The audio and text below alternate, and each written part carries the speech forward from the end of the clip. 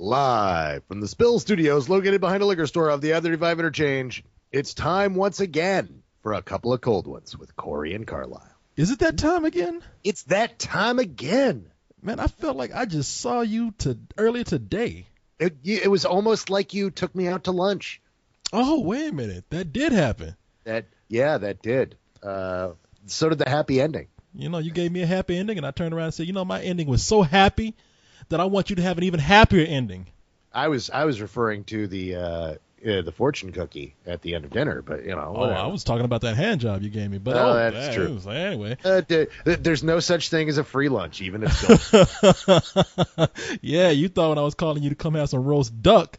That was good roast duck, wasn't it? Actually, we went to lunch today, Carlisle and I, and we went to what's that? Din Ho. I thought you were like messing with me. How would you not? Oh, you thought I was messing with you? I was like, let's go to Din Ho. I was like, yeah, that's funny. That sounds like a girl I screwed. When you told me the name, I was like, man, so we don't want to go eat. You're like, Din Ho. And I was like, yeah, motherfucker, for real. Where do you want to go eat? And you're like, no, Din Ho. Seriously, it's a place over there in this big Asian market, and it was good. It was. I had a seafood dish, but you had the duck, and I like duck. I like duck a lot, man. It's but I forgot how simple it is. Because you even told me today, you were like, I said, so what comes with this duck? And you're like, duck and a little bowl of rice. That's about it. What more do you need? They just take a duck and they chop it up and they serve it to you, and it is delicious. My dogs were so upset with me because I didn't bring any duck for them. I always save 2 pieces of duck, and I didn't this time. And they were like looking at me going, we can smell the duck. We can smell the duck, motherfucker. Why aren't you giving it to us? I was about to say, you took home like almost half a box of the duck that you had, and you didn't give any to the dogs? No, it ended up going to my wife. Their food's great. You had like the oysters, right? I did. I had oysters that were like almost as big as my hand, man. Did you see those oysters I was eating? Yeah, I did. I was like, when I ordered the oysters, I thought that they were going to be like, Kung Pao chicken or something, where it'd be these little bits of oysters mixed in with rice and sauce. And no, they brought me like, we eating at an Asian place. And I was like, Jesus Christ, these are oysters from Munster Island where Godzilla is. These are like giant oysters. And I was scared to eat them because I'm like, this is from near like a nuclear power plant or a radiation dump site. And remember when they were trying to sell you on the 6 of them for $20? I couldn't understand what she was saying. All I heard was fish, and then I heard 1999, and I was like, excuse me. I was like, I love you had the Will Smith. Oh hell no! I know you're not trying to upsell me for $20. Look on your face. At first you're like, oh hey, that says what $20. Well, it was out your fucking mind. Yeah, I was confused at first simply because I couldn't understand what she said. All I heard was ay fish, ay 1999, and I said, fuck the fish part. Did I just hear you say 1999? I'm about to order a $10 dish. You trying to upsell me? And I just told her, I was like, hell no, I don't want that. I'm not going to eat that much. She didn't try to upsell me on the duck because going for the $8 duck dish to the $30 Mandarin duck. I might have said yes. I mean, you were like, hey, I'm buying whatever. I'm like, Mandarin duck. And I would have been like, I'm glad you came to lunch. You paying for your own. Yeah. No, man, it was good. It was good having lunch with you today. And let me tell you something. That duck was good. I was just like, Jesus Christ. I know why Elmer Fudd is always fucking with Daffy Duck now because he tastes good. That shit was good. Duck is delicious, my friend. If you guys out there have never had roast duck, find a place in town, a good Chinese restaurant that serves roast duck. Oh my God, is it good? You know what? I'm kind of pissed off now, man. Why? Like, what? Because you just reminded me that chick tried to like. I knew exactly what I wanted, and it just makes me kind of feel stupid. Like she wanted to upsell me to a $20 dish. What? Maybe you understood what she was talking about. What was so special about this dish that she was trying to sell me on?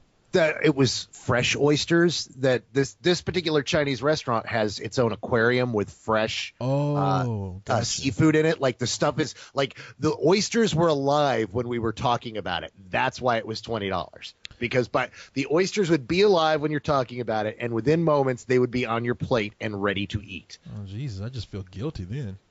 I there's something about like really because that's what makes Corey Coleman feel guilty. Poor little like oysters. Swooping in and stealing a buddy's chick. Oh no, that's cool. But eating, an oyster 5 minutes after it was in an aquarium. That's where it's like, oh man, that's not cool. Let's put this in perspective now. I'm not stealing a buddy's chick and taking her and boiling her alive in a pot of water. That's different. You know what? I think Cyrus actually told that story though. Oh, that's the way he told it. Yeah, I think man. that's the way he told it. You ended up in the end. You boiled the chick in a pot of water. Took her home.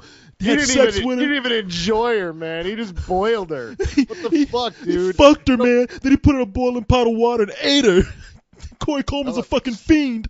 Yeah, I was like, at least he sterilized her beforehand. That would just be gross. In this world, you can never be too safe. Didn't have a condom at the time, had to boil it. But I didn't understand that's what she was doing. So I kind of feel bad because I didn't get an attitude with it, but I was just kind of like, you were really nice about it too. In fact, that was the thing, was I knew that you were a little offended, but only because I've known you for like 10 years. But to the woman, you were just like, oh no, this is great. I can't have too much food. This is perfect. And she's like, oh, okay. And she goes off and she brings our food back. And that's one of the nice things about Din Ho is that they're fast, man. We were barely there and we had our food. I know. The moment you sat down and it was like, yeah, I have the duck. Okay, here you go. I was like, Jesus, man. Did you call ahead?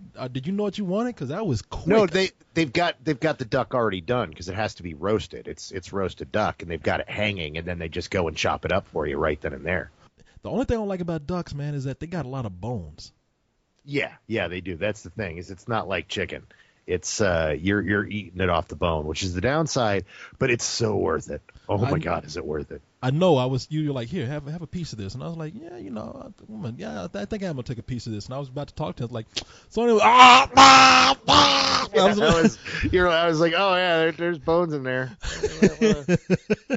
Put the whole thing in your mouth. No, I'm waiting for the day they make the Duck McNuggets, when McDonald's gets a hold of that. And they start growing those mutant ducks with no bones past the neck.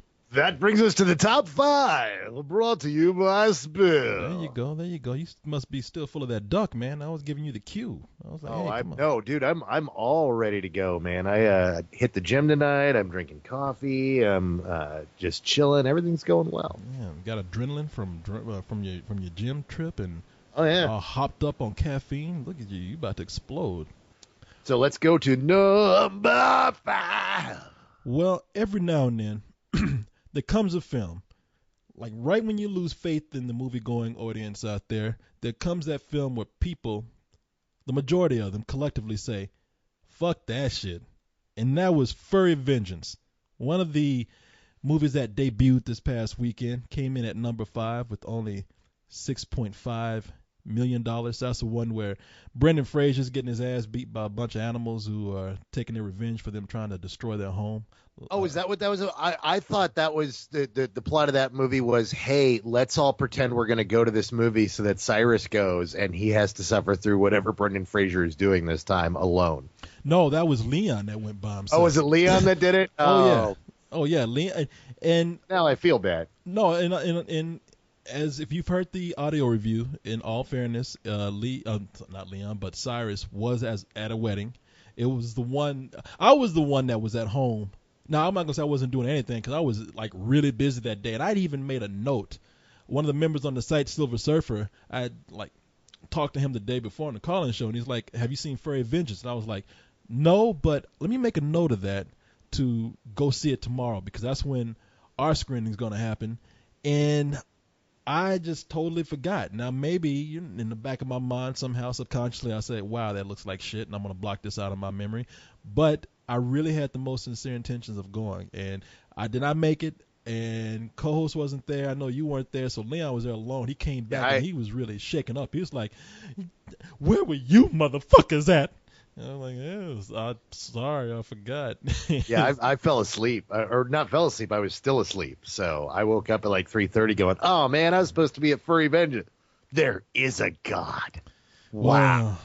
Well, judging by the take this weekend for the box office, a lot of people weren't even interested in this movie. So, wasn't that big a deal that all of us weren't there to talk about fucking Furry Vengeance. So yeah, I'm really curious to see what happens here because 5, 6, and 7 are all really close together, and 5 and 6 are really even numbers.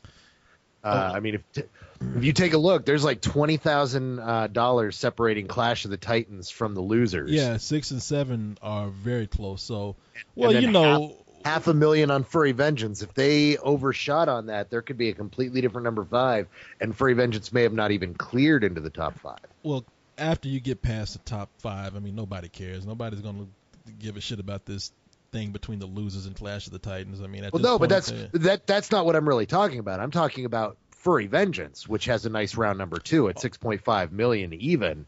I'm really curious to see if that is the actual number, or if that was potentially overinflated, and it may not even be in the top 5. yeah. That's Yeah. what I'm saying. And what if both the losers and Furry Vengeance are both a little overestimating, and Clash of the Titans is still in the top 5? Yeah, could be. Like I say, they're in the lower tier right now, though, so I don't think anybody's really concerned about how Furry Vengeance is going to do, whether it like stays at that number 5 spot or goes down to number 6, because it's tonight I was watching the news, and I don't know if it's considered to be a bomb, but it definitely underperformed. So anyway, you want to go to number 4? The number 4 film.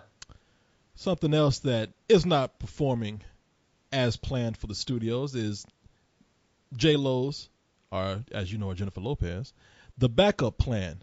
Her Back that shit up plan. Oh man, yeah. I've already made my Back jokes. that shit up. I've already made I my haven't joke about made- that ass, but I'm just saying. I've made all the jokes I can, but she still got it. Say what you will about J-Lo, she still. You're going to be has saying that ass. when she's 60. You're going to be, dude, she still got it. Well, I'm at that point now where I think most people would agree. I mean, there's a part in the trailer where she's trying to like make it seem like, oh, this is my ass when I was like 25, and this is my ass now. And it's like, there's no fucking difference. As a matter of fact, and this isn't me even talking about like liking older women. I'm serious. I think she's getting hotter as she's getting older. I think she's still got it, if by it you mean an inability to choose movies that I don't fucking hate with the, every fiber of my being. Oh yeah. I mean, that ass isn't strong enough to like help her pick a good script, and even when she picks a bad one, it doesn't help her with the film at all. A lot of people don't give a damn about her movies, I don't think, anymore, man. I mean, it's like maybe at the right time when maybe there was absolutely nothing going on, but really, not too many people are really caring about a J-Lo romantic comedy that much these days. The movie brought in $7.2 million. It has earned $23 million at this point. The budget for that was $35 million. So, look, on DVD, it'll do all right. But Yeah. theatrically, it's No, it'll be profitable, but it's not any good. yeah, after you told me about that whole thing with the birthing pool with the hippie chick who like took a crap in the pool. Somebody Oh, scooped it out, I was like, why are you doing that to me? I wasn't even thinking about that, and now I'm thinking about floating turd. You remember that part in the movie Carlisle where the hippie chick took a shit? No, it's the movie didn't get that many good reviews. It did debut at number 2 last week, but still not at the expectations that the studios thought that it should. So, and I think that was CBS. What's the deal with CBS Studios and our distribution company? Whatever. This is their second film. They're starting to make films. The first one was the one with Brendan Fraser and Extreme Measures or something like that. Yeah, Extreme Measures.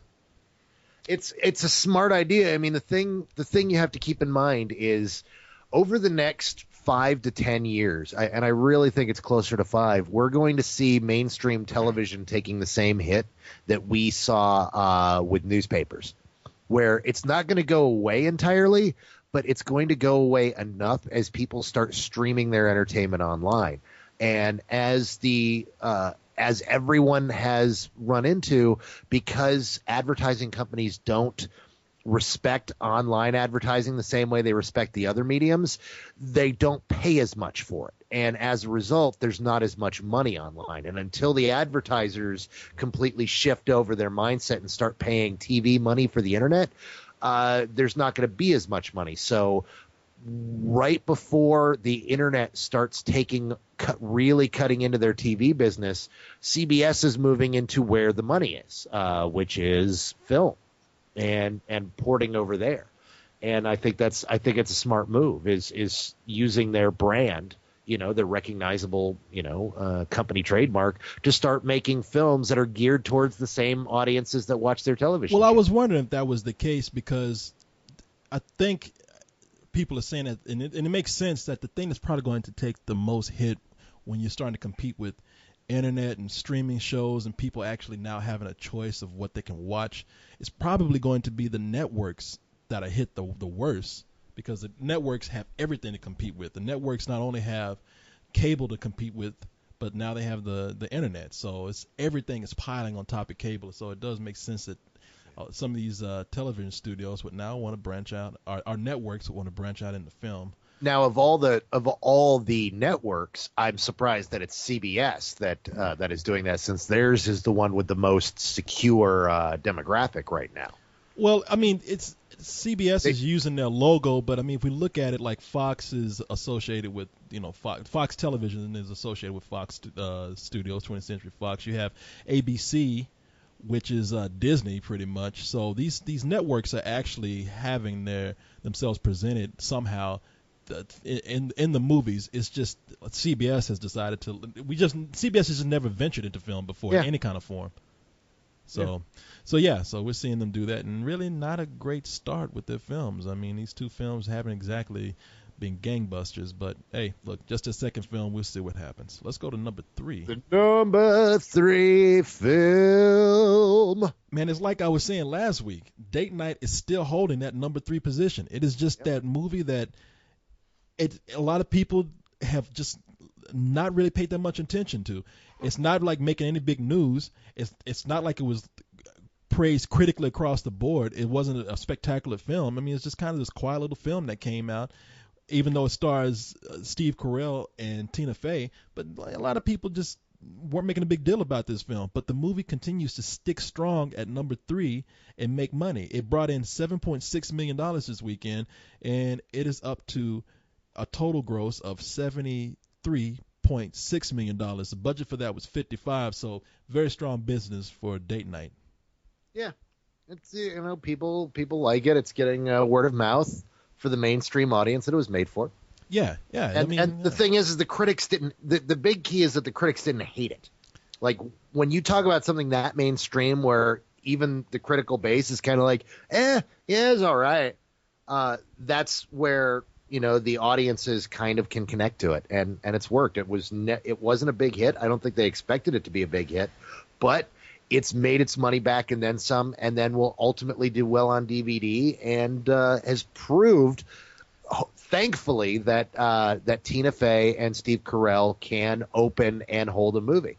And so hopefully we'll see more stuff from them as a result of this. Well, I think that's the key word, big hit, because no, it was not a big hit, but the movie is a hit nevertheless. Again, one of those quiet hits. So yeah, good for those two, man. What we call a sleeper hit. There you go.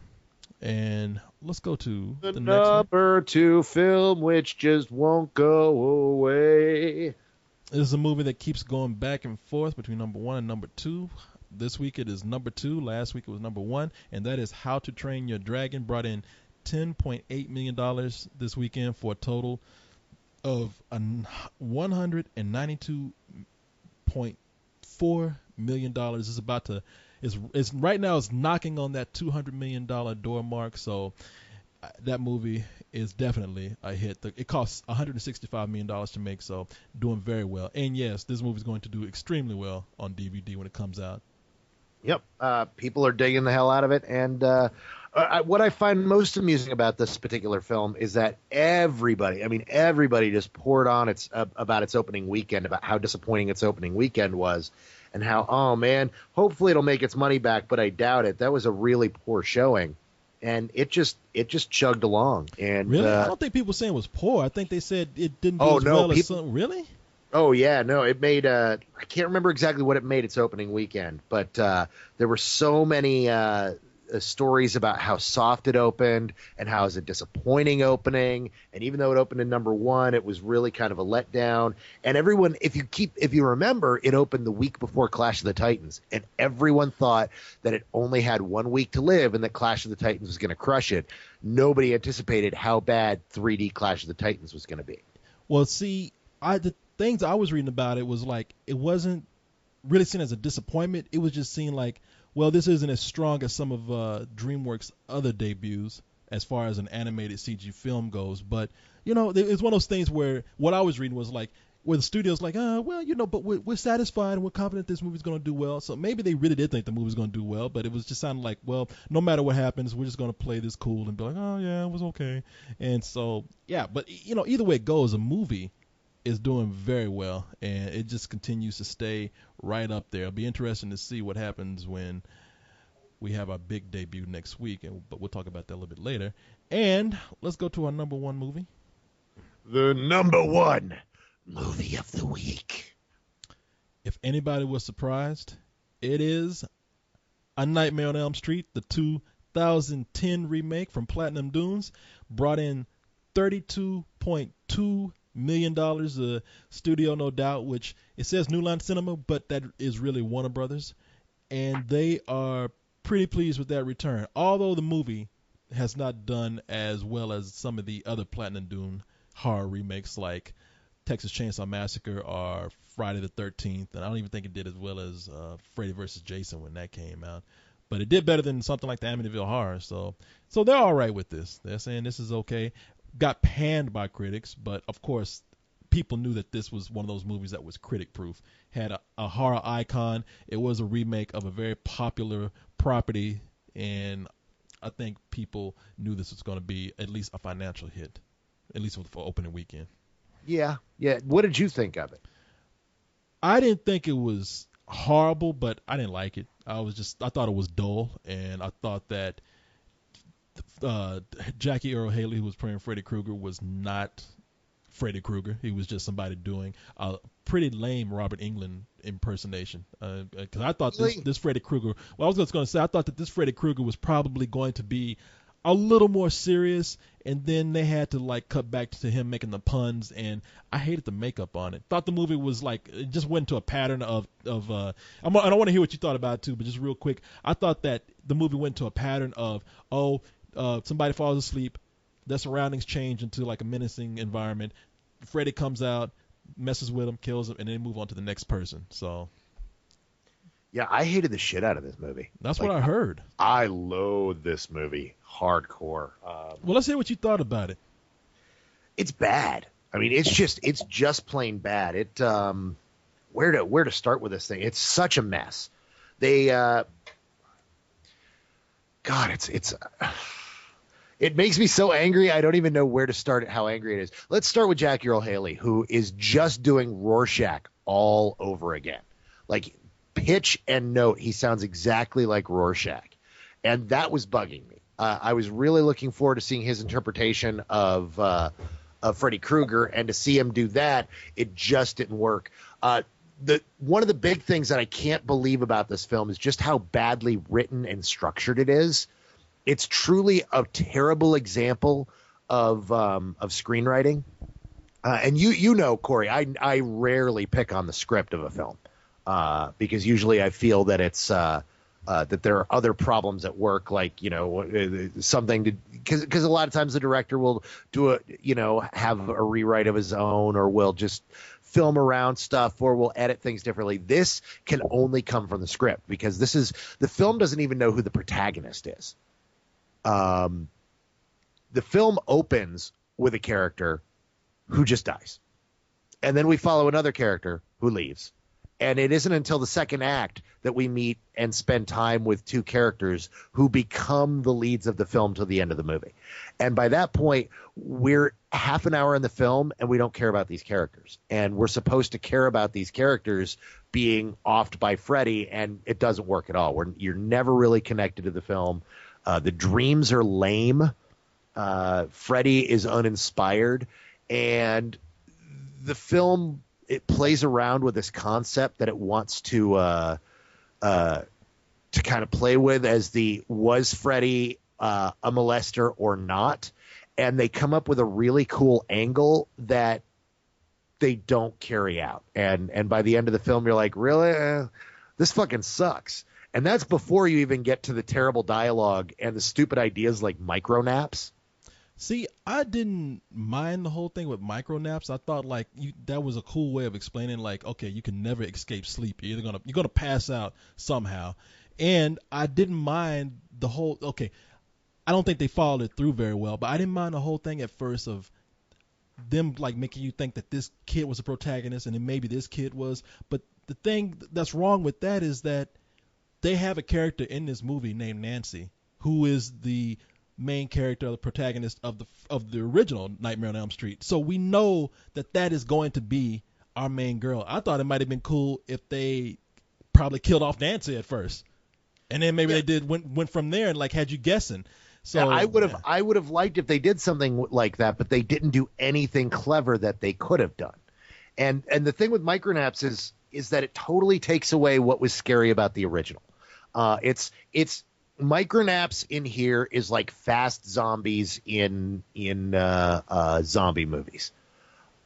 What worked about the original Nightmare on Elm Street films was this notion that no matter what you did, you had to sleep eventually. And that Freddy was this patient guy waiting on the other side of the veil between sleep and wake, and that he would be there waiting for you the minute you fell asleep, and there was no way to escape him. He was just always waiting there. But this, with micronaps, this idea that Freddy's just going to get you anywhere. You're going to be driving on the road, and you're going to have a micronap, and then Freddy's at you. And it's they're trying to ratchet it up, and they're missing what was really scary about it. I tell you, again, it's like I like the idea of the micronaps, but it wasn't executed very well. The reason why I like the idea of the micronaps is because I thought it would have been cool. I thought it would have made for some cool hallucinogenic scenes, like scary, creepy things. Like you're talking to somebody, and then you might see maybe Freddy in a corner somewhere. Kind of like when you're sitting at a desk and you are just extremely tired, you are exhausted, and out the corner of your eye, you think you see something move, something warps around, something is on the floor jiggling or whatever, and it's like, and it's really nothing there, but your mind starts to play tricks on you. And you're not asleep, really. You just your brain is just starting to play.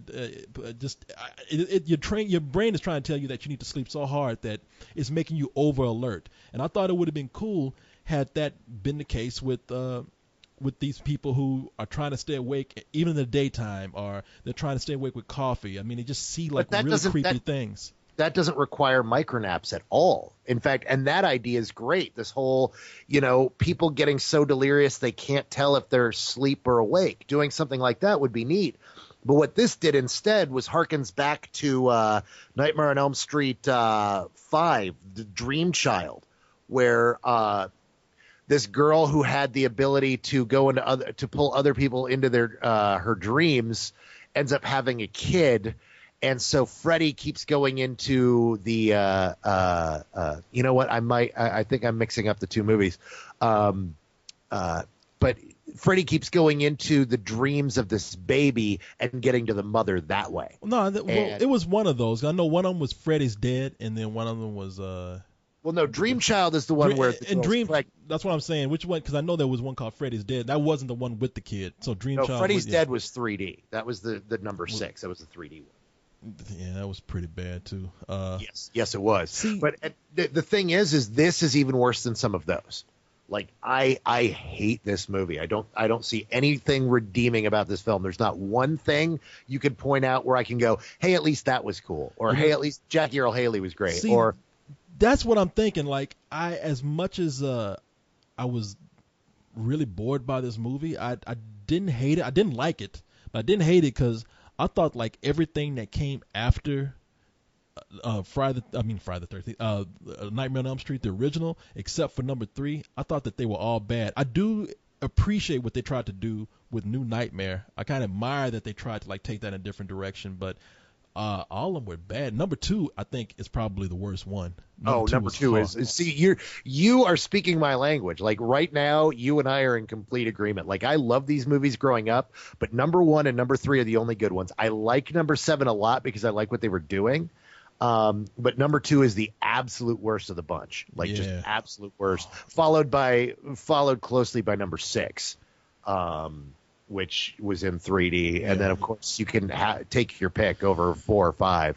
But Dream Warriors was awesome, and Well, It's let me ask you something. Do you think that they didn't play? I don't think they played enough with dreams. One of the things that I thought they could have done as an improvement and taken, like, I didn't mind them trying to reboot it. I mean, all those movies are no. so bad except number 3. I was like, hey, maybe they got something on their hands and they can do something completely different and finally make Freddy something creepy and not like the comedian that he turned into, which I don't mind, but it's time for something different. But one of the things I thought, like, oh, you know, they could probably try to make not only Freddy creepy, but just the idea of what makes us scared in our dreams. As I said in my review, I was like, that whole notion of not being able to run, or the whole thing of like just seeing really bizarre images, something like maybe that we saw in Jacob's Ladder. Maybe they could try to apply those creepy images here and create that mood. And it was just like, no, they just go into a CG boiler room, a kitchen, and that's it. No, Abs, I 100% agree. I was behind this remake quite a bit because it was one of those things that the original film is great and I love it, but it's dated. It is very hard for people who did not see it when it came out to be scared by the film. I showed my wife the film a decade ago because she had never seen it. I'm like, how have you lived your life and never seen Nightmare on Elm Street? We're going to sit down and watch it. And I'm like, you better be ready. This movie fucking scared the shit out of me when I was growing. Oh my God, this is one of the scariest movies ever made. We watched it. And she's like, oh, yeah, that was good. Well, I'm not very scared. I mean, later that night, she suffered the Freddy dreams, which is the greatest thing in the world. The first time you watch Nightmare on Elm Street and you have your first Freddy dream, it's like, oh, fuck, Freddy, I'm in my dream. And then you wake up and you're like, I can't go back to sleep. I can't go back. Okay, you know what? It was just a dream. Freddy Krueger isn't there. He's not really going to kill. Okay. Oh, my God, it's Freddy Krueger. But you make it sound like that's a clinical condition. I got a case of the Freddys. Well, if you've ever had one, it pretty much is. But I got scared by it when I was. But anyhow, the point is the movie itself didn't really scare her, and she's like, "Oh, look, Johnny Depp, he's so cute, and it's a fun movie." And it's like, "Oh, wow, this is not the scary movie it used to be." So I was really excited to see it reimagined exactly the way you were talking about. I wanted to see images like fucked up shit from Taxidermia. Not quite that level, but I wanted to see something that really disturbed me, that made me get all creepy. And instead we get this scene of this pretty boy walking through a kitchen and seeing a couple of pigs' heads served up in the kitchen going, what the fuck? It's like, no, that's not a what the fuck moment, dude. You're in a kitchen and it's a pig's head. Yeah. Move on and get to something creepy. That's my mom's kitchen when she makes chitlins for New Year's. I mean, that's nothing. A pig's head? That's what you got? A fucking pig head? That's all they had to bring to the table, and that's what really disappointed me. It's like there was much better, more disturbing stuff in some of Platinum Dunes' other better films, like Texas Chainsaw Massacre had more disturbing imagery than you find here in this one, because they honestly think they're disturbing enough with the idea of playing around with the child molester thing. They honestly think that's going to carry the movie, and it does not carry the film at all. No, the movie's fucking weak, man. The movie's weak, people. All these people arguing about the film. You just want to see fucking Freddy again, all right? Demand a better movie. You want to do that movie justice? Well, it's too late now. The movie made fucking $32 million, but really, all these people say they are fans of Nightmare on Elm Street. Don't just be happy because they made another one. Demand something better. This is not scary. I'm sorry. There's nothing scary about this. They might as well just bring me Freddy back and have him do like a comedy act on stage. I don't care anymore.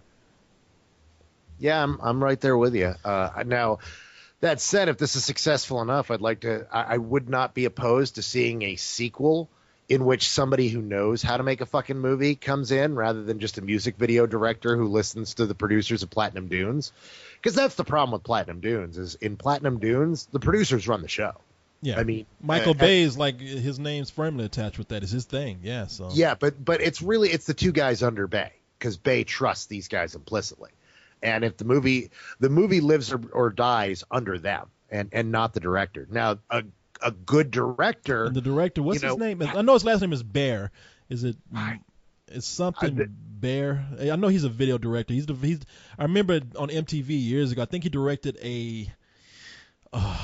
He's directed tons of videos, but. Well, yeah, but his big one is he did Smells Like Teen Spirit.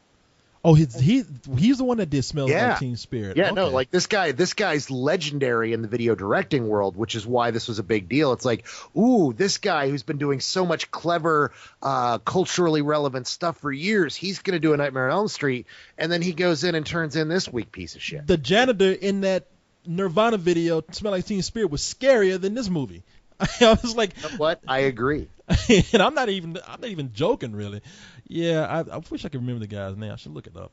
But yeah, I remember he was like MTV highlighted him, and everybody even back then they're like, this guy's gonna be some big shit. And I was like, okay, yeah, he's fine. He's a great video director. And even then, I was like, I'm not really crazy about his videos. I wish I could remember the video that I saw where I was just like, I'm not crazy about this video. It's just a bunch of people moving in slow motion, dressed up in animal costumes, walking through a field, and that was it. And it was like, I don't know about this guy, but anyway, whatever, you know.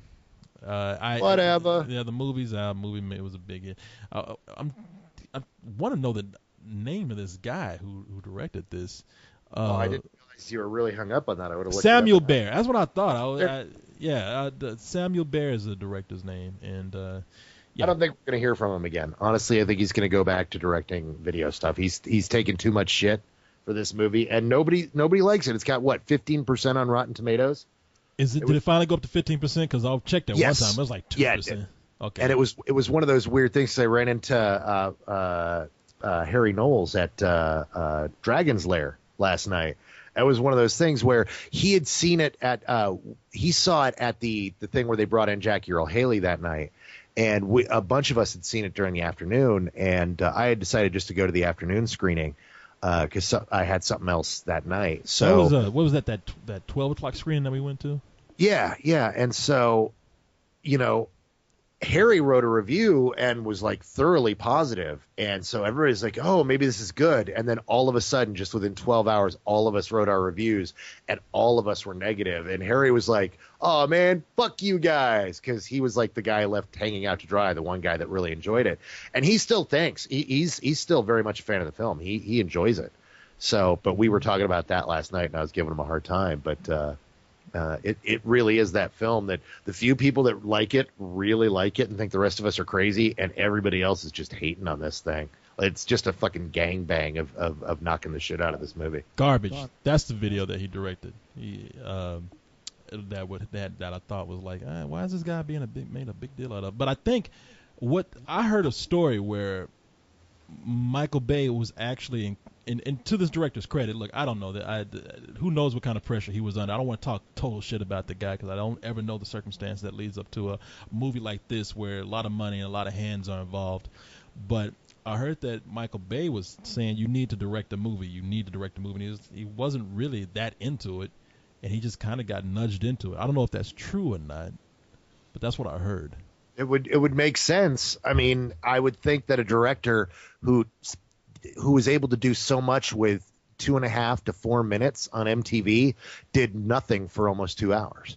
Because there's not a single shot in here where we go, oh, that's kind of clever or inventive. There was nothing. You're absolutely correct. It was all kitchens and boiler rooms. Yeah, there's so much you would think there's so much creepy stuff you could do with child molesters.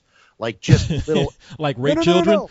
No, not even that. Just, you know, somebody who deals very heavily with surreal imagery in telling stories only through images, because that's the only thing you could do in a music video. You'd think that he would be able to get something, you know, just a shot that just kind of breaks your heart and at the same time creeps you the fuck out. Yeah, that's what you say, man. and you know, you see video directors and you give them shit for like, okay, you know, this story was terrible, but wow, they really did bring the visuals to this. At least they got that. They brought that video director sensibility to that. And here but it that's was like, not what? here. Yeah, it's like, really? I mean, do they just have to keep like certain CG artists and companies employed? Because that really removes you from a movie when you can tell how fake the CG is. I mean, like that scene where the girl is in a classroom. And, fuck that. Fuck that. Let's talk about the fact that they completely take and lift the scene from the original where Freddy comes through the latex wall over her and she goes and takes the crucifix and holds the crucifix. They do that, but the CG they use looks like it came from the fucking Haunting from 10 years ago. Like, it's that bad of CG. It's terrible. Yeah, co-host was I got to put up the unedited review because he was making a point of that. He's like, in the original, and I don't remember. I'm with you, your wife, and with other people. I saw the movie like on TV in bits and pieces and put it all together. It never really affected me like it affected some people. But he was telling me like, yeah, you know, in that scene in the original, it was Freddy really coming. It was the actor coming through the wall, so it looked real and it looked scary. Here is such clearly a CG effect. It's too smooth, and people got to realize when it comes to horror, that CG shit just does not work that well. It's not scary.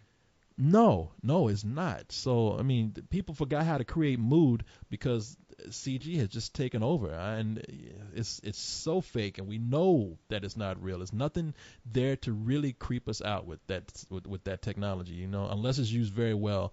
And a lot of people aren't using it that way. They're using it for a quick solution to some special effects, and that's not how it should be done. Anyway, man, I got a question for you. Did you see Iron Man 2? I may have. Okay, everybody, look, half the world has seen it already. It's doing great business like overseas. They already have it. Jesus, they have it in Croatia, man.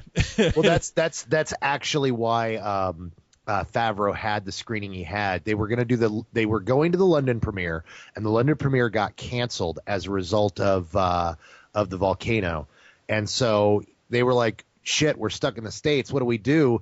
And Favreau was like, "Look, all of the nerds in all of the blogs have been so supportive of me and these movies for so long.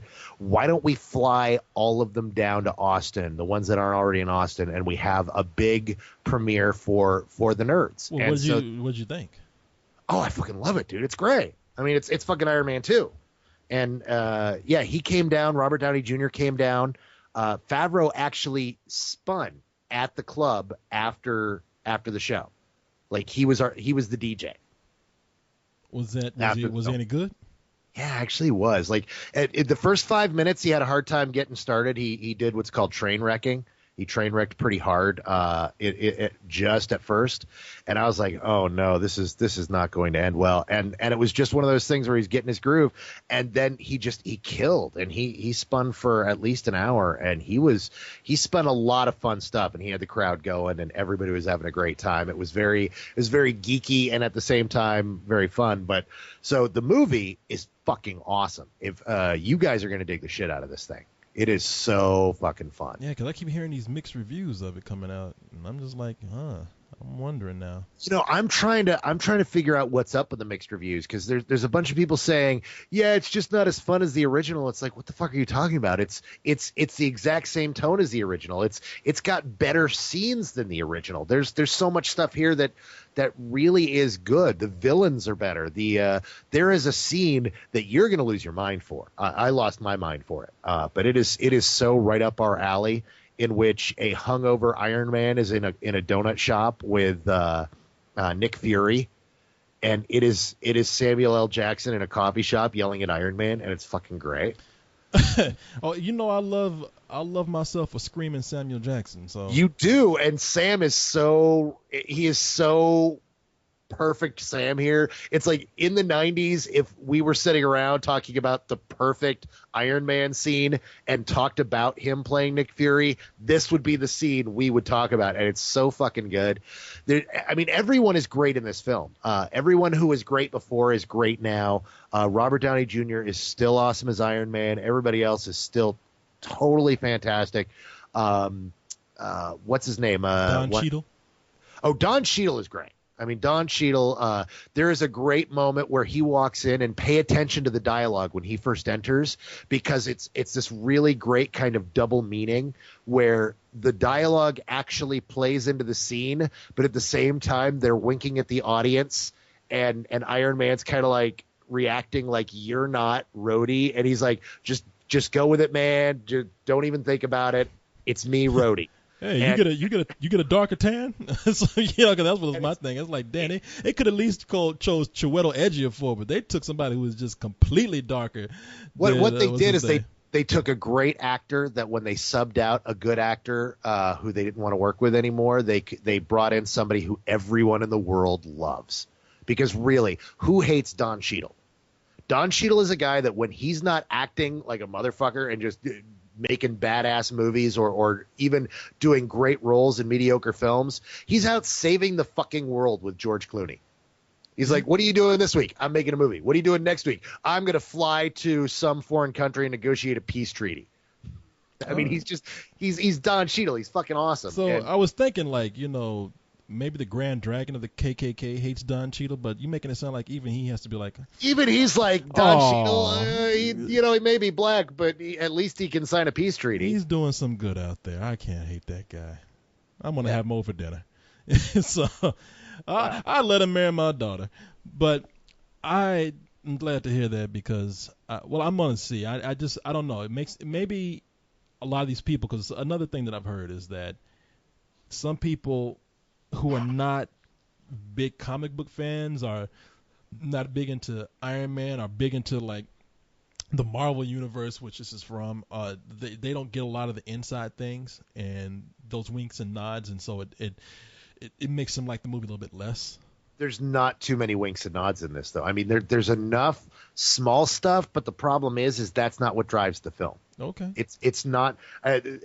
He was very smart about that. He knew he had to put the stuff in there, but it's all very in the background kind of stuff.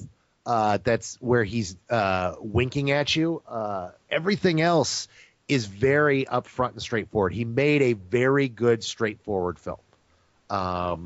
You don't need to have a comic knowledge to enjoy the shit out of this. Oh, the guy, what I was going to talk about is Mickey Rourke and Sam Rockwell are so fucking awesome in this movie. Sam Rockwell is in this? Yeah, he plays Justin Hammer. Okay. Who is Stark's longtime nemesis. And then Mickey Rourke, of course, plays Ivan Vanko or Whiplash. He's really Blacklash. That was the name of his character. He's really, really awesome in this. I mean, this is an incredible performance from him. Both guys really just totally take it to another level. And this movie's just so much fun. I cannot imagine. I do not understand why some people are not digging on this movie. I have no idea what their deal is. Part of me thinks that a lot of people are going into this thinking that this might be Demon in a Bottle, going in hoping that this is like The Dark Knight, where it goes really dark, and that we get this really kind of dark, deep Godfather level movie like we got with The Dark Knight, and that's not what this is at all. Cool. This is Favreau saying, no, I'm going to duplicate what I did last time and make a really fun comic book movie. And that's what he does. All right, well, I look forward to seeing it. I'll see it in a couple of days, so we'll have a review up of that, and everybody will know what we thought about it. I give it a full price. In fact, I give it a high full price. All right. Well, not better than Sex, though. No, it's not quite better than Sex, but I'm very stingy with that. I've given that out maybe 5 or 6 times. Gotcha. So no, that is that review that you tread lightly with that. That you don't overuse that. That's the card. As much as people think I'm the guy, I'm very careful about the better than Sex, and this is not that. It is really good. It is really, really good, but it's not quite better than Sex. Yeah, gotcha. So we are at an hour, but what do you say we do a question or two? All right, you pick one and I'll pick one. All right. Do you have one yet? I did, but I wanted to choose another one. So do you have something you can pick up real quick? Give me 1 second. We've been so deep into what we've been doing that I have not even looked at the questions that people have sent me through Twitter. By the way, we haven't talked about it in a while, but if you would like us to answer your questions on a couple of cold ones, go ahead and every Sunday night between 11:30 and 1 in the morning Central Time, me and Corey record, and I put the call out on Twitter. My Twitter account is twitter.com/massawyrm, MASSAWYRM. And I go ahead and announce it, and then you can go ahead and send me a question, and that's where I pull from. Yeah, and people know my account on the site, so you can email me there with your questions. Mm-hmm. So why don't you have anything? I can give my Well, question. here's a quick one for you that you can answer. Podcast Fanboy asks, why don't you guys incorporate listener voicemails, recorded MP3s for the shows? Because we don't have any. I mean, did you send us one? Because I haven't seen any put my way. And plus, it's a little more complicated than what we do here. I mean, reading an email is fine. To actually do people's listener voicemails, I mean, that is something where we would have to figure out whether do we plan on the show, do we listen to it ahead of time and then answer, then I have to edit it into the show, and nah, I mean, I'm trying to do something on the side where we can do that, and then we have our contest that we're planning to come up where we'll incorporate people's voices and hopefully their likenesses in some form into what we do. But yeah, for what we do here, we do this so late and we do this so fast that this isn't the place for it. You know what? And you and I talked about this today. I think I've come up with a killer contest to kick it off that will make all of you guys who are whining and complaining happy. Now, I was going to ask you to talk about that after we were done with this, but okay, well, I'll be more than happy to. Okay, go ahead. Do you? Okay, well, here's sorry. No. I've got a question. Okay. The same guy, Podcast Fanboy, he asked a really great question. What two directors would you want to direct a Grindhouse sequel? Huh. I wasn't crazy about Grindhouse for many reasons. I don't even know if I want to see a Grindhouse sequel. But if I had to pick somebody, if you had to pick two guys to do a Grindhouse sequel, who would you pick? Well, this is going to seem kind of weird, but this is somebody who caught in certain aspects the feeling of movies from that era, at least for half the film, and that is Scott Sanders, who did Black Dynamite. Now, I know everybody thinks I was crazy about Black Dynamite. I liked it a lot, but I wasn't crazy about it. I thought the movie had problems, but one of the things I admired about it is, like, there were moments where it felt like it was actually from a 70s blaxploitation film. So I think he'd be great to do something similar, maybe something in the vein of like one of the crazy blaxploitation films, like not even crazy, but some of your more violent ones, like Truck Turner. Or maybe he does a riff on like Black Belt Jones or something like that. But I think he'd be good for that. That's the only one I can think of right now. Oh, Rob Zombie would be great for another segment. Good call. Yeah. I mean, anybody who's seen The Devil's Rejects. That's pretty much what his entire career is right now anyway. But yeah, I'd like to see him do a goofy take on that where the audience gives itself over to that. You know, my two, I would like to see Neil Marshall do one. He kind of did. Oh, from the guy who did the Cave movie. The Descent. The Descent, yeah. He did Doomsday, which essentially is his Grindhouse movie, but the studio marketed it too seriously, and he took it a little too seriously at a few points. But it's totally that kind of love affair, and I'd like to see him do another one, and I'd like to see him do something campy on a budget where because I mean that's kind of what he does right now, but I'd like to see him do that with that kind of support and with that kind of hip cool to it, to where he could get a really cool cast behind it. The other person I'd really like to see do it, and this is going to be an odd one, but I want to see Tyler Perry. Okay, very interesting. I got to hear this explanation. Tyler Perry is a guy who makes very cheap, successful black movies with black casts. I want to see Tyler Perry make his blaxploitation film. I want to see him step away from what he does, take that budget that he makes now, and stretch that and try to do a blaxploitation film. I would like to see that. Because you know he's got to be a fan of him. You know he had to grow up on that stuff being his age. I don't know if he's a fan of it or not. I mean, I think he has this thing going where he's so into like the soap opera aspects of his movies. Yeah, but a lot of good blaxploitation has those soap opera things, though. Yeah, you look back at that. I mean, right now he's got it where it's all churchy and family friendly to a certain extent. I want to see what he does with a hard R and harkens back to something from the 70s. I want to see that Tyler Perry. I'm very interested to see what that Tyler Perry looks like. Well, I'm always up for seeing somebody do something different. So, sure, why not? I'd be interested. Seriously. So. Yeah, so you hear that, Tyler Perry? Get to it, man. Quit making all this other crazy soap opera black drama shit and make that blaxploitation movie you've been dreaming of all your life. Let's see. I don't know if I have any good questions. I mean, there's a lot of them that are for like let's do this, and people get upset when I read them on different shows. So yeah, people are really weird about that. That's kind of I don't know, but relax, guys. We're all one big family here at Spill. I couldn't put it better myself. Let's see. I'll go ahead and read this.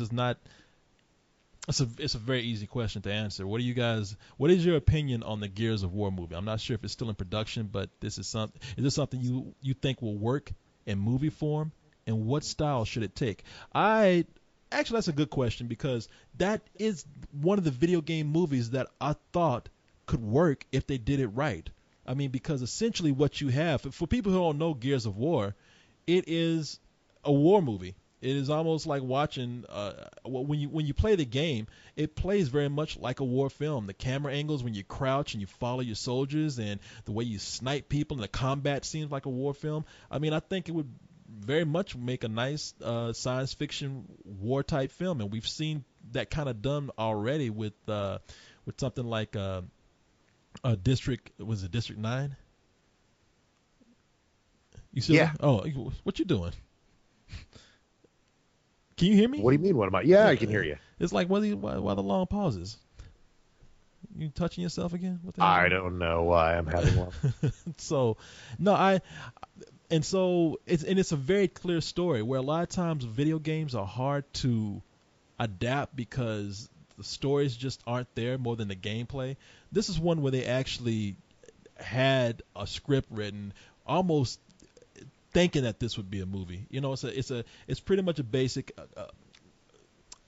Humans colonize a planet. The planet is inhabited by other creatures who want to come out and get rid of the humans, and so the humans have to fight for their lives. And it also has this kind of moral thing of like, well, if the other aliens were here first, doesn't that make us the bad guys? So there's a lot of themes that they could play on. And the unfortunate thing about it, though, is that this movie is, I think they said they just took a break from production on, or from pre-production, or from writing the movie. Like the movie's it hasn't started being filmed yet, and so there has been there's been a little stop on the film right now. So we'll see if that's going to pick back up, but who knows? Yeah, I have not played the game, and you guys all know my opinion on video game movies. If there's a really good reason to make it, do so. Otherwise, make something original. Yeah, they're starting to come out with video games that actually resemble movies now. That whole line of like, I don't know, the stories in video games are getting a lot better. The problem with a lot of them, though, is some of them are takeoffs of movies that we've seen already. Yeah. You're playing through a movie. I mean, that's been that is the core of my problem, is that a lot of these games borrow from great movies, and it's your chance to play through that kind of a movie without actually having that movie's license. And then people are like, oh, hey, it's a really great story. I want to see that as a movie. And it's like, dude, you already saw it as a movie. It was called Aliens, or it was called Night of the Living Dead, or Dawn of the Dead, or any number of other films that they ripped off to make this movie. Yeah, one of the things I'm thinking of, like they've already, and it doesn't mean anything. They've got 100 games out there that they've licensed to make into movies, and so it's just a matter of which ones are going to go into production and which ones aren't. And one of those is Uncharted, which is nothing but an Indiana Jones knockoff, and a good one. I mean, it's almost like it could go two different ways if they decide to make it into a movie. It could be that film that gives us the kind of Indiana Jones franchise that we want again, this time with a younger hero and set in a modern age, or it could come across as a knockoff of Indiana Jones or Romancing the Stone or any of those kind of adventure films. It could be just as generic as anything. So, I mean, you got to be careful when you make these video game movies. I don't think we've got the strong video game movie yet. But like I always said, it took a while for them to make a really good comic book movie since they had made Superman. I mean, it took years for them to make a really good comic book movie, and I think we're going to get that good that good video game movie one day. So anyway, that's my last question, man, because I don't really have anything else good. There's you know what? I just found this quickie question, and I think it's a good one. So why don't we do that, and we'll round out. TCS Big Head asks, like large cell phones in the 90s or hair of yeah, I'll give you a second to process These that. kids Yes, getting these names from. Okay, go ahead. like large cell phones in the 90s or hair of the 80s, what movie items will people look back at and think that's so 2000? Oh, you know what? What are people gonna look? Skinny jeans. Skinny jeans, cell phones. I think within the next 10 years, cell phones are going to go away from the way we know them now. I think people are going to look at. In fact, I think within 2 or 3 years, people are going to look at it and go, "Look at their cell phone. It doesn't even have a touch screen." Because that's where we are right now. Is everything's got touch screens. It was funny. I think you're right because there was just somebody looking at.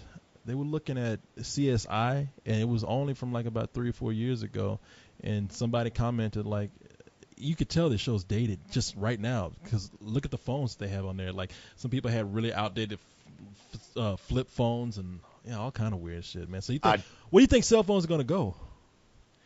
Well, I think we're seeing that now. I think we're the whole notion of the iPhone, the Android, these small computer phones that do everything. I think that's really where it's headed. And then eventually, I don't know if it's going to split off and go cyberpunk and we'll have embedded phones in our heads or not. I can't wait. Well, there are people that can't. I can wait. I don't even have a cell phone now. So I think that's one of the things people are going to notice and say that's so 2000. The other thing, desktop computers. Everybody in these movies have desktops and these large desktops with towers and big boxy monitors, and people are going to look at that and giggle because now everything's starting to go flat, everything's much smaller, things are going laptop. The whole notion of the tablet is here, and within 3-4 years, tablets are going to be really widespread and really popular. iPad's got them, but there's Apple's got them, but there's a number of other companies putting them out. I think tablets are going to be a big thing. We're going to see those in movies now, and we're going to look and see these desktops, and we're going to start giggling. Yeah, I think you're right. I think a lot of people, if you remember, we went on a rant about the iPad a while back, and I still hold true my feelings about the iPad, especially after seeing the line that happened this weekend. And I agree with you. The technology for the iPad is going to create a whole new way of working with a desktop computer, and there's one touch screen thing and everything. That's going to be the new thing. Well, there's one coming out this year that I think's really got it. It comes out later this year where it's a tablet just like the iPad, except the tablet merges perfectly with a keyboard, turning it into a laptop. So when you want it to be a laptop, it's a laptop. When you want it to be a tablet, you simply just pull it off of its dock, and it is exactly what you want it to be. And like a regular computer, it has all the things that everybody's complaining that the iPad doesn't. And I think the iPad will have that. I think a lot of these computers, that's like I said, they're going to have to. Here's my biggest problem with this. Since we're talking about this, I know this is kind of deviating away from the original question, but I can't help but discuss this. Well, we're done with the original question. Those are our things: cell phones, and laptops, and desktops, and skinny jeans. That's what fascinates me. Like because technology moves so fast that we can kind of picture things changing in years, but we wear clothes at this moment and we're thinking like, man, these clothes are so cool. I love these clothes. And we never think how bad it's going to look in years. I know I see right now stuff that I am wearing that I like, and I know it probably in about 2 or 3 years, probably next year, I'm going to have to stop wearing this kind of thing and probably going to look back at pictures of myself and be like, that was crazy. Why was I wearing that? The whole princess thing from the 2000s. That's going to wear the princess thing? What's that? You know, the thing where teenage girls were all about the pink with the pink cell phones with all the jeweling all over it.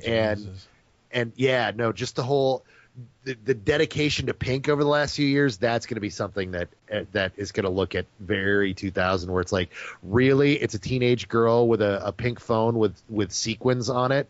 Oh my God, that is so 2006. Yeah, that is something that's always kind of look weird to me. But also the shirts with the almost like tattoo, the tribal tattoo type print. Oh, the Ed Hardy bullshit. Yeah, I think that's going to be something that people are going to look at and be like, wow, everybody was wearing that shit, and those designs are so ugly now. Well, and there's already clubs that are getting cool points for saying no Ed Hardy. So, yeah, it's just, and if people don't know what we're If they talking wear- about, it's like If they wear it on the Jersey Shore, it's exactly, not it's that Jersey Shore type style, and you've seen them. Maybe you don't know the name, or maybe there's different names for different kinds, but it's almost like people are wearing like I said, tribal tattoos, and sometimes it's like a Rorschach image on the back of the shirt, and these go on buttoned anywhere from tight t-shirts to button down shirts, and it's the kind of thing that you see people go to clubs with. And right now, the Jersey Shore people are really giving that style like a bad name. So, dude, I've got another addition to the list. what's that? Tramp stamps. Oh, the one you can't get rid of that easy. Yeah. The tramp stamp is going to be so 2000. It's like, there's going to be a certain age of girls who have something written over their ass, and only those girls. Like everyone else, because that was just the style. My friend my friend made my favorite joke of all time about that, which was, he saw that on a girl. He's like, she likes it in the ass, right?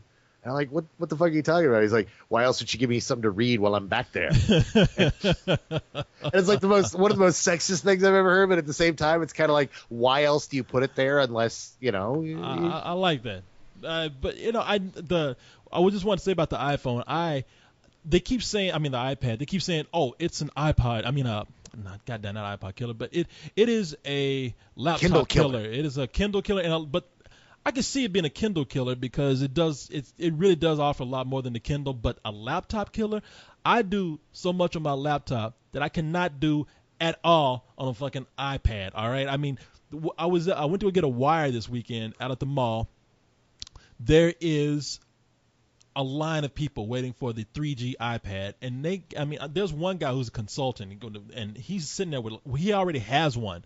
And so a friend of mine was in line. I was like, oh, they got you too. And he's like, yeah, it's cool. I was like, well, what can you tell me about it that's like other than it's cool? Unless you just like to read a lot of ebooks and whatnot. He's like, oh, it does this and that, and everything is like, oh, you touch it and it does this and that. I said, well, my biggest thing is like, he's like, man, you're gonna get one. I was like, you know what? The day I can draw on it and use it like a sketchbook or do my video production on it, I'll get one. But right now, I can't do any of that. And the guy sitting next to him was like he's like, look, you can draw on this. I was like, not like I do. That's like notepad type shit. I was like, yeah. You got two of them right now. You're about to get another one. What is it that you obviously a consultant, a professional? What is it that appeals to you so much about this? His answer was, wow, I get asked that question a lot. That's the question I can't answer. And I like cut him a break. And I was like, okay, you know what? I'm not going to grill you. I don't even know you. But let me ask you this. What are the three main functions that you use this thing for? And he was like, well, when you pull up email, it's just so cool the way you can touch it and pull it up, and just the whole Minority Report type thing. And then, you can do it. And I was just like, so basically, your answer is it's cool right now. Okay. Yeah, it's shiny. Yeah. All right. I believe that the iPad is going to be revolutionary in the technology that goes along with it, but this generation right here, I'm still not convinced it's all that great. So that's just me. Well, there you guys go. A supersized, a couple of cold ones. There you go. Good night, everyone. Good night.